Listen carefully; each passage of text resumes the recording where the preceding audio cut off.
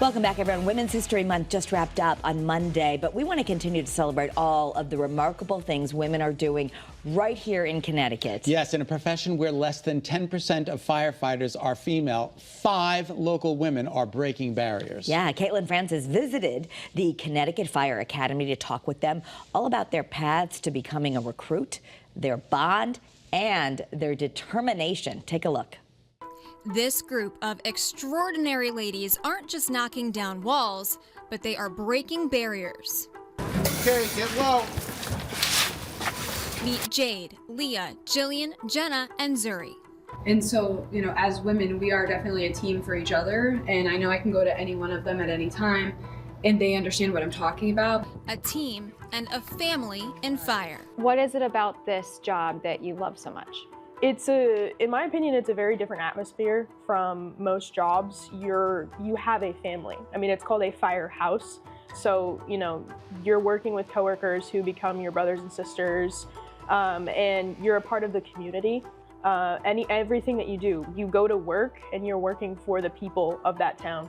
And so you get to serve them and also the people you work with, and that's just what I want. Jade and fellow recruit Leah are just 19 years old and very involved in their career already. We were in the cadet programs of our selective volunteer departments. I was with the University of Durham, and we got the offer to come up to the Fire Academy for the introduction to the fire service program, and it's basically for 14 and 15-year-olds who have interest in the fire service and they want to see if that's like something they want to pursue, or like it just gets them more hands-on, because when you're in a department there's a lot of rules and regulations that restrict you from actually like getting hands-on. So if you come up here, they have different rules that allow you to like actually work in the fire service, I guess.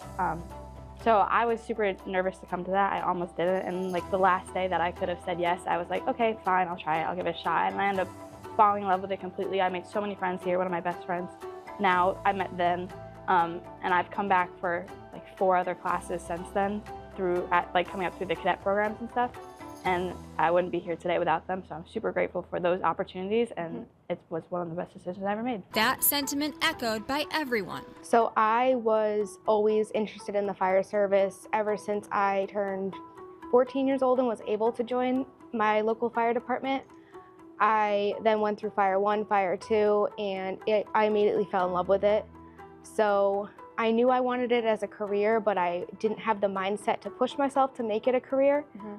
I did an internship actually with the fire department I'm now hired for when I was 17, and that made me really want to pursue it. Again, I just didn't know how. I didn't have as much of a career mentorship, so I didn't know how to go about it. So I kind of chose the path that I was comfortable in and that I was good in, and now looking back, I wish I did this sooner, but I'm very happy to be in the position I'm in now. But being a woman in a field that historically is mostly men doesn't come without challenges. Definitely the confidence and the mental blocks that come up.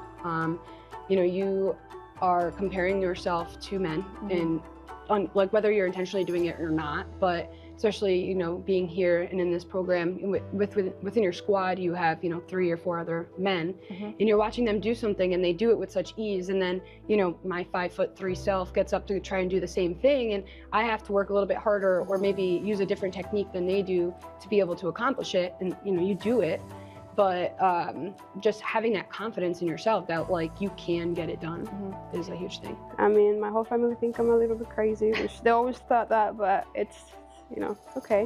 Why did they think that though? My mom was always about between what's for a female and what's for a male. Even when I play soccer, she always told me that's for male, that's for male, that's for male. Now imagine being a firefighter. Zuri showed her family she could do it, and it's been very rewarding. But now for being a firefighter is, you know, you're not just getting a reward just because you actually helping other people, saving lives, you know, saving property. It's a reward for my own, like mentally, because it just makes me feel like, you know, I did something good for that person in their worst day, like you mentioned. And it is mentally as well. You know, it takes a lot of your mental toll, like, but it's what we're here for. These women all say they had to get over that mental hurdle and find their confidence. But what's not typically a challenge? Working alongside the men. But the guys in my squad are the ones that are making me push that extra mile. They're the ones that are telling me I'm stronger than I think that I am, or telling me that they know I can do something that I think that I can't. So at the end of the day, I don't think it has anything to do with being a woman or being a male. I think it comes down to being a firefighter and just having that that pride to get the job done. Though they really all hope that more women decide to take a leap and join the fire family. Definitely think stepping outside of your comfort zone is like a big message that should be sent to other women, you know, high schoolers or even middle-aged women, you know, late 20s that are looking for a career change, or they're just not satisfied with what they're doing, to understand that you don't have to work that desk job. I think it is something that everybody should try, honestly. I owe a lot to the fire service, not even just career-wise, but personally. You learn a lot of life lessons and confidence building, and you meet so many people who help you out. You build a community for yourself.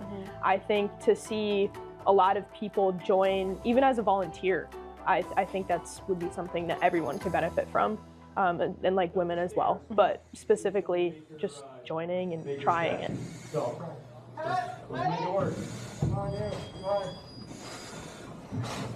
Yeah, give them a lot of credit. Absolutely. Yeah, good for them. Well, the current class runs through May. There are 45 recruits, and 5 of them are women. That is the highest number of female recruits they've seen go through the Fire Academy at any given time. They're encouraging anybody who's interested to stop by their local fire department and ask how they can get involved. Very cool. All right.